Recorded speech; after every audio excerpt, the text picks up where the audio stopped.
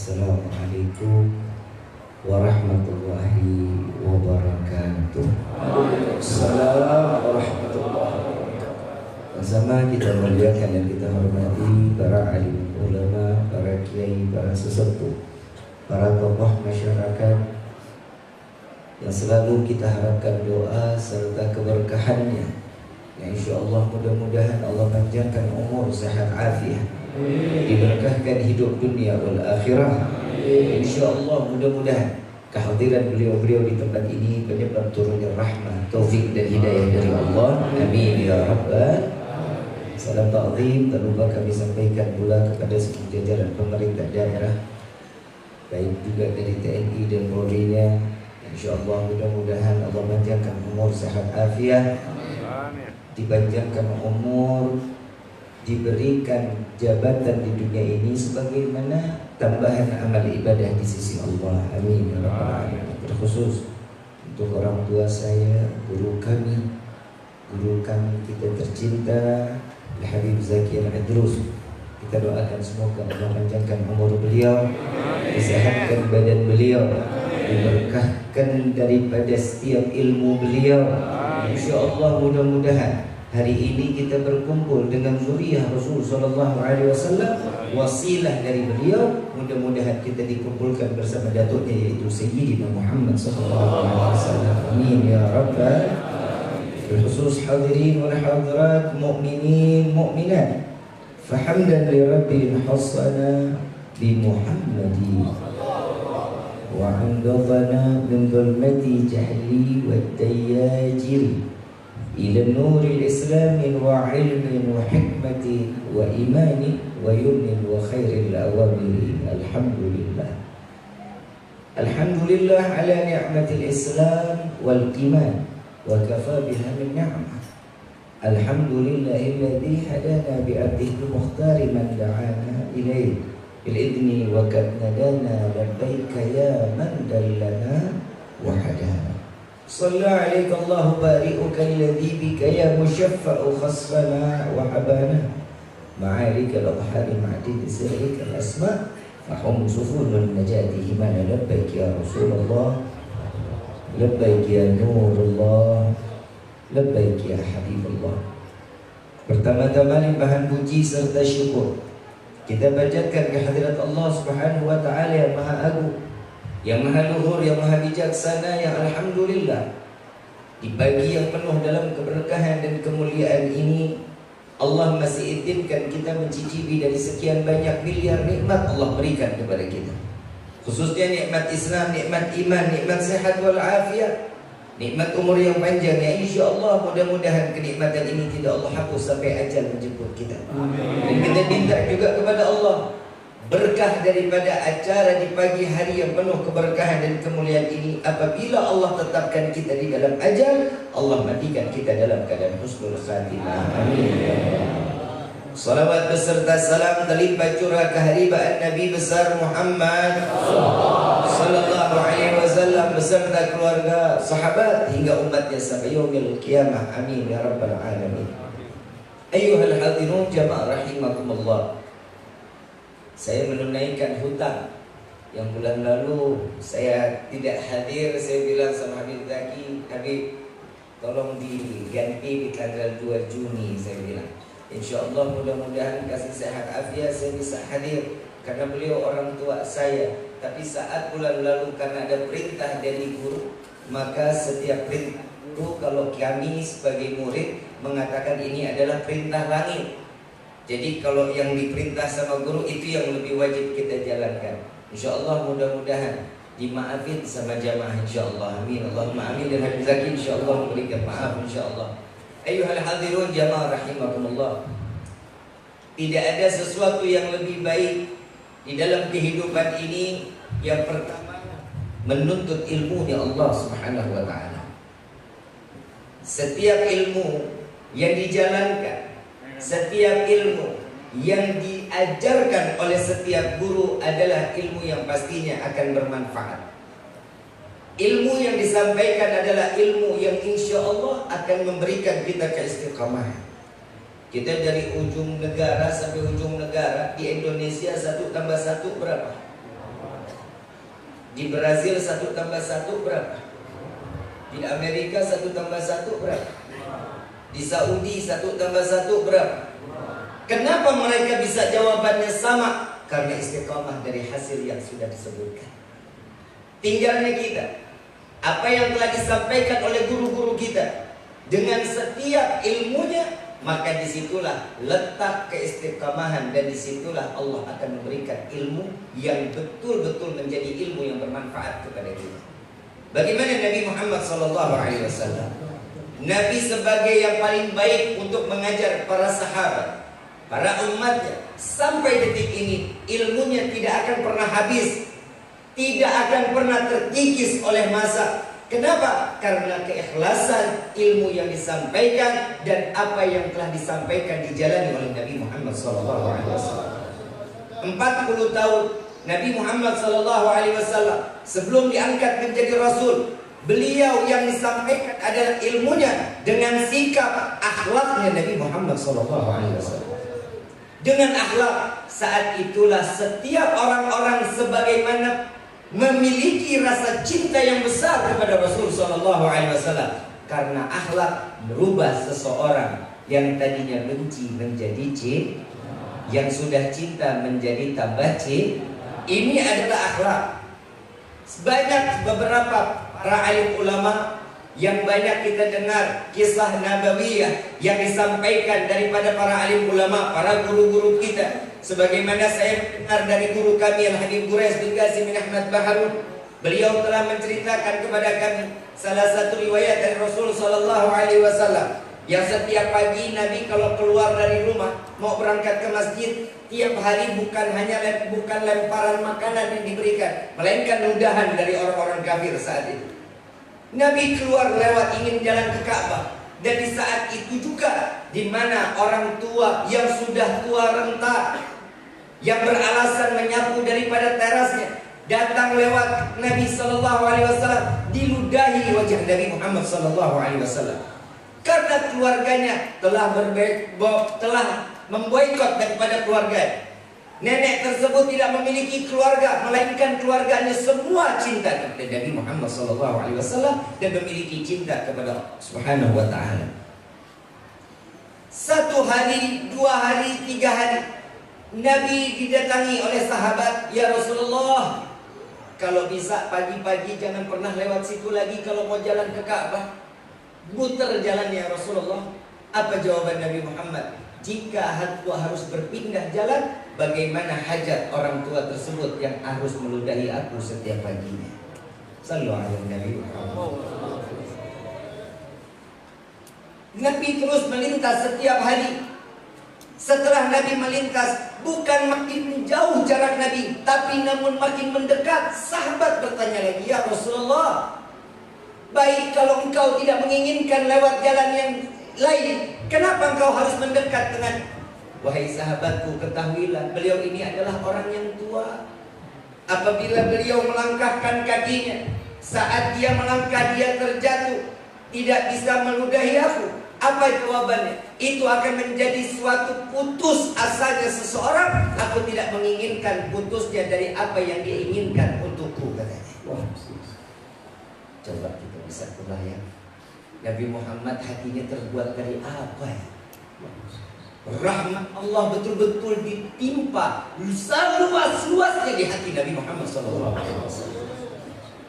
Sampai datang satu ketika saat Rasulullah SAW 1 hari 2 hari, ini bukan seminggu. Apa yang didapati oleh Nabi bukan 1 minggu, bahkan ini sudah bulanan, dan ini adalah makanan tiap paginya Nabi Muhammad SAW. Datang beberapa hari, 1 hari, 2 hari, 3 hari setelah sholat subuh, Nabi bertanya kepada sahabat, "Wahai para sahabatku, tahu tidak bagaimana seorang ibu yang setiap pagi yang selalu merapikan, yang membersihkan halaman depan rumahnya?" Nabi nggak pernah membuka aib seseorang. Nabi nggak pernah bilang kepada sahabat, "Tahu nggak nenek yang biasa meludahi aku?" Bisa Nabi bilang seperti itu, tapi Nabi tidak mengucapkannya. Tahu tidak bagaimana kabar seorang tua ibu yang setiap hari membersihkan halaman rumahnya? Ya Rasulullah, engkau yang aku dengar, jika engkau ingin tahu beliau sakit ya Rasulullah, biarkan, itu adalah musibah dari Allah Subhanahu wa taala. Nabi bangkit dari tempat duduk, lari ke pasar. Begitu sampai di rumahnya, dilihat rumahnya yang tidak terkunci, kotor keadaan rumahnya. Nabi ambil sapu, Nabi bersihkan. Selesai Nabi bersihkan, Nabi duduk di hadapannya. Setelah duduk, sampai orang tua ini bangkit. Begitu dia terbangun dari tidur, melihat Nabi, ya Muhammad, apa yang kau inginkan dariku? Apakah kau ingin membunuhku? Apakah kau ingin membalas dendam denganku? Engkau senang melihat keadaanku? Wahai ibuku. Lihat, Nabi Muhammad SAW mengatakan, wahai ibuku, aku datang ke tempatmu untuk memberikan satu jemukan. Aku mendengar engkau sakit, maka di hari ini aku membawakan makanan untukmu wahai ibu, maka makanlah, sehingga engkau esok akan sehat kembali, sehingga esok engkau dapat menjalankan rutinitas meludahiku setiap paginya. Sallallahu alaihi Nabi Muhammad. Huwa Muhammad. Dia adalah Rasul sallallahu alaihi wasallam. Dengan kelembutan hati. Apa kata nenek tua tersebut? Ya Muhammad, tiada Tuhan selain Allah, bahwa engkau betul adalah utusan Allah. Berkah kecintaan Nabi, dengan akhlaknya Nabi, orang yang begitu benci berubah menjadi cinta kepada Rasul sallallahu alaihi wasallam. Banyak peristiwa-peristiwa. Jangankan manusia, yang kita kenal seekor keledai yang ibu saat dia melahirkan anak keledai tersebut dalam keadaan setelah melahirkan mati. Ini anak keledai setiap hari di depan rumah Nabi, duduk di hadapan Nabi, duduk di depan rumah Nabi. Begitu buka pintu, Nabi melihat ada seekor keledai, anak keledai. Ini diberikan makan. Diberikan makan oleh Rasulullah, tahu yang namanya bayi binatang itu, binatang bayi, giginya itu lunak. Nabi ambil makanannya, Nabi dilembutin dulu sama Nabi. Setelah dia lembut, Nabi berikan makan. Sehari, 2 hari, sebulan, 2 bulan, setahun, 2 tahun. Ini keledai tiap pagi cuma minta bagaimana disuapin oleh Nabi Muhammad SAW. Setelah Nabi wafat, ini Rifki dengar sendiri kisah ini dari Sayyid Muhammad bin Ali Al-Maliki. Dari Sayyid Muhammad bin Ali Al-Maliki, beliau menceritakan cintanya Nabi enggak pandang bulu. Keledai yang tak punya akal diberikan cinta yang begitu besar daripada Nabi Muhammad SAW.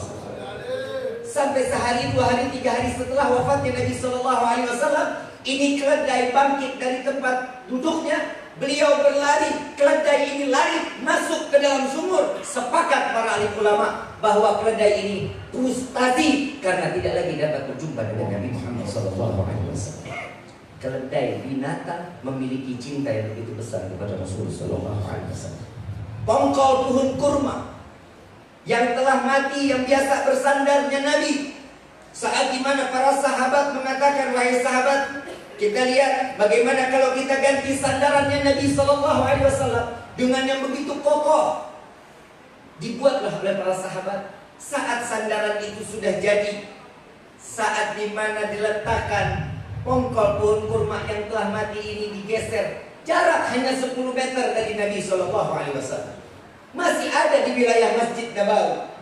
Tapi di saat dimana Nabi mencoba tempat duduk tersebut, saat Nabi mulai mengajar, semua yang hadir mendengar tangisan seorang bayi, anak bayi, yang tangisan tersebut sebagaimana mereka tidak mendapatkan ASI selama berbulan-bulan. Dengan tangisan tersebut menyayat dan melukai hati-hati orang yang mendengar tangisan tersebut. Nabi menghentikan ajarannya. Nabi mencari tangisan siapa itu. Sahabat juga ikut mencari. Sampai Nabi dengar di mana tangisan tersebut keluar dari pongkol pohon kurma yang telah mati. Nabi duduk di sampingnya, dirangkul oleh Rasulullah, dibelai oleh Rasulullah. Sampai Sayyidina Abu Bakar mengatakan, tidak pernah aku melihat seorang ayah yang begitu mencintai anaknya sebagaimana Nabi yang begitu mencintai pongkol pohon kurma. Pongkol pohon kurma cintanya dibalas oleh Rasulullah SAW. Dengan kelembutan Nabi dibelai. Wahai pongkol pohon kurma, Apa yang membuatmu menangis? Wahai Rasulullah, dahulu, kemarin, engkau jasadmu berdampingan denganku, pundakmu bersentuhan dengan jasadku. Namun di saat ini keringatmu tidak lagi menempel kepadaku ya Rasulullah. Engkau memiliki tempat yang begitu baik. Wahai pongkol pohon kurma, apa yang ingin kau jadikan sesuatunya? Apakah ingin kau hidupkan kembali? Aku hidupkan kau kembali di dunia ini. Aku tancapkan kau di dunia sehingga buah bermanfaat untuk hamba-hamba Allah. Gak dijawab oleh pongkol pohon kurma tersebut. Wahai pongkol pohon kurma, apakah kau ingin aku tancap di dalam surganya Allah? Lalu dijawab oleh pongkol pohon kurma, ya Rasulullah, jangan kau tancap aku di dunia ini. Dunia sebentar lagi akan kiamat. Saat itu terpisah, maka aku akan berpisah denganmu ya Rasulullah. Jika engkau tancapkan aku di surga, maka aku akan selalu berdekatan dan selalu memandangmu ya Rasulullah sallallahu alaihi wasallam. Ini adalah cinta yang tulus dari setiap makhluk, yang sebagaimana Allah Subhanahu wa taala mengatakan di dalam firman-Nya, wa ma arsalnaka illa rahmatan. Kasih sayangnya Nabi betul-betul diterima oleh seluruh alam. Tidak hanya manusia, tidak hanya hewan, hatta pongkol pohon kurma mendapatkan rasa cinta yang begitu besar Nabi Muhammad SAW. Bagaimana hati kita, hai bahlul? Gimana kita yang hadir di dalam majlis setiap bulannya, yang datang ke acara majlis sana, majlis sini? Wallah, lihat guru kalian, pandang wajah guru kalian sebagaimana kalian memandang wajah Nabi Muhammad SAW. Ikuti akhlak guru kalian, maka begitulah cara Allah menyempurnakan akhlak kalian, berkah dari guru-guru kalian. Jangan pernah jauh dari guru kita. Sebagaimana Nabi SAW, orang yang memandang para alim ulama sama sebagaimana mereka memandangku, kata Rasulullah SAW. Mereka duduk bersama para alim ulama sama sebagaimana mereka duduk bersamaku, kata Rasulullah SAW. Mereka yang mencium tangan ulama sama sebagaimana mereka mencium tanganku, kata Rasulullah SAW. Maka nikmati, pandang dengan belayan, dengan kasih sayang yang ada di mata kita. Pandanglah guru-guru kita. Hari ini kita sudah betul ada di bahtera yang baik. Dunia ini lautan lepas, gak tahu kemana ujungnya. Tapi kita hadir di dalam majlis ini adalah perahu yang jelas, perahu yang sempurna. Maka siapa yang masuk di dalam perahu ini pasti insya Allah akan diselamatkan oleh Allah dunia akhirat. Sayang, beribu sayang jika mereka yang sudah hadir di dalam majlis ini lalu dia harus keluar dari majlis ini, sama sebagaimana mereka lebih memilih untuk berenang di lautan lepas yang tidak tahu di mana ujungnya. Tapi ini kita tahu nahkodanya jelas, bimbing nahkodanya jelas, dan kita sebagai anak buah kapal yang bisa mensupport dari apa yang telah dilakukan oleh daripada nahkoda kita. Maka beliau sanad keilmuannya Al-Habib Zaki Al-Idrus sampai kepada Sayyid Muhammad bin Ali Al-Maliki, terus lagi sampai kepada guru-gurunya. Mata beliau pernah memandang mata daripada gurunya, gurunya pernah memandang mata daripada gurunya, sampai mata guru-guru mereka dapat memandang Nabi Muhammad SAW. Maka ini adalah keberuntungan, ayuhal hadirin, keberuntungan bagi setiap manusia yang duduk di dalam majlis ilmu. Maka kita minta kepada Allah, ya Allah, berikanlah kami taufik dan hidayah. Ya Allah, berikanlah kami keistiqamahan. Ya Allah, berikanlah ilmu yang bermanfaat sehingga ilmu ini dapat menyeret dan membawa kami di jalan yang Engkau ridhai. Ya Allah, jadikanlah kami sebagaimana yang Engkau perintahkan, ya ayyuhalladzina amanu qu anfusakum wa ahlikum nara. Wahai orang-orang yang beriman, kitalah yang disebut oleh Allah Subhanahu wa taala, maka jagalah keluarga kita dari siksa api neraka. Maka kita sebagai imam di dalam rumah tangga, ibu daripada orang tua, daripada anak-anak kita, bimbinglah anak-anak kita untuk selalu dekat dengan para alim ulama. Bawalah anak-anak kita ke hadapan ulama dan katakan, wahai ustaz, wahai kiai, wahai guru, wahai habib, tolong doakan anak saya. Jika dia belum menjadi ulama, maka bisa besar kemungkinan anaknya yang akan menjadi ulama besar. Jika anaknya tidak, mungkin cucunya, karena kecintaan yang bersambung kepada guru sampai kepada Nabi Muhammad SAW. Maka jaga hati kita, jangan sampai. Sujudlah kepada Allah tatkala dalam keadaan sujud akhir. Ya muqallibal qulub, tsabbit qalbi ala dinik. Wahai yang maha pembulak balik hati, tetapkanlah hati kami dalam agamamu. Maka Nabi SAW, apa yang diajarkan oleh Rasul, Nabi yang dikhawatirkan, pagi umatku beriman kepada Allah, sore telah kufur kepada Allah. Sore dia beriman, pagi dia kufur kepada Allah. Maka jangan pernah jauh, ambil tarekat yang telah dibawa dari guru kita, ikatkan di dalam hati kita agar kita selalu mendapat bimbingan terseret sampai ke dalam surga Firdausul A'la, duduk bersama Nabi Muhammad SAW. Mudah-mudahan apa yang disampaikan di pagi hari ini menjadi ilmu yang bermanfaat. Saya ingin berlama-lama, tapi insya Allah apa yang saya sampaikan jauh lebih manfaat daripada guru-guru kita. Al-Habib Zaki daripada saya. Maaf, saya ini berdiri karena suatu perintah, imtithalul amar. Kalau bukan karena perintah, maka apalah arti ilmu dari seorang Rifki yang ilmunya hanya tidak ada sebutiran debu, tapi di depan kita sudah ada air. Kalau ada air, untuk lagi apa lagi ada untuk tayamum? Kalau sudah ada air, sempurna keilmuannya, maka sempurnalah daripada ibadahnya. Maka ikuti guru kita, jalankan istiqamah di dalam majlis. Insya Allah mudah-mudahan Allah kumpulkan di dunia dan juga Allah kumpulkan kita di dalam surga Allah. Amin ya rabbal alamin. Ada amanah dari Habib Quraisy. Habib, tolong sampaikan Rifki, berikan ijazah. Ijazah ini dari guru kami Al-Habib Umar, Al-Habib Syekh Abu Bakar bin Salim. Beliau mengajarkan la ilaha illallah qul malikul haqqul mubin. Dibaca 100 kali ba'da zuhur. Ini untuk apa? Yang mau kaya, insya Allah akan menjadi orang yang kaya juga berkah. Mau kaya apa mau hidup berkah? Mau hidup kaya apa mau hidup berkah? Berkah ya bu. Enggak mau jadi orang kaya. Makanya kalau doa sama Allah jangan setengah-setengah. Kalau doa setengah-setengah, ya udah wala yahya wala yamut. Enggak hidup, enggak mati, udah hidupnya segitu-gitu aja. Mintanya gimana? Mintanya orang yang kaya, yang berkah, yang insya Allah rezekinya tidak akan pernah menjadi fitnah sampai yaumil qiyamah. Amin ya rabbal. Dibaca apa? La ilaha illallah qul malikul. Dibaca 100 kali pada zuhur. Sebagaimana kami diijazahkan oleh guru-guru kami, maka zikir ini kami ijazahkan juga kepada antum semua. Dan ini la ilaha illallah wal malikul haqqul mubin, apabila mereka mengistiqamahkan, tidak menutup kemungkinan saat Israel datang, pastinya menunggu saat dia dalam keadaan ibadah, maka dicabutlah nyawanya dalam keadaan husnul khatimah. Amin ya rabbal alamin. Habib minta maaf, sampai ketemu lagi insyaallah. Mudah-mudahan doain, mudah-mudahan Rifki bisa 1 bulan sekali bisa kesini, bisa taklim sama-sama juga, bukan mau ceramah, bisa taklim. Rifki datang ke sini pengen taklim betul-betul sama Habib Zaki. Insyaallah mudah-mudahan Allah menjaga umur beliau sehat afiat dalam taat kepada Allah dan taat kepada Nabi sallallahu alaihi wasallam, dan selalu membimbing kita. Amin ya rabbal alamin. Walafu minkum. Assalamualaikum warahmatullahi wabarakatuh.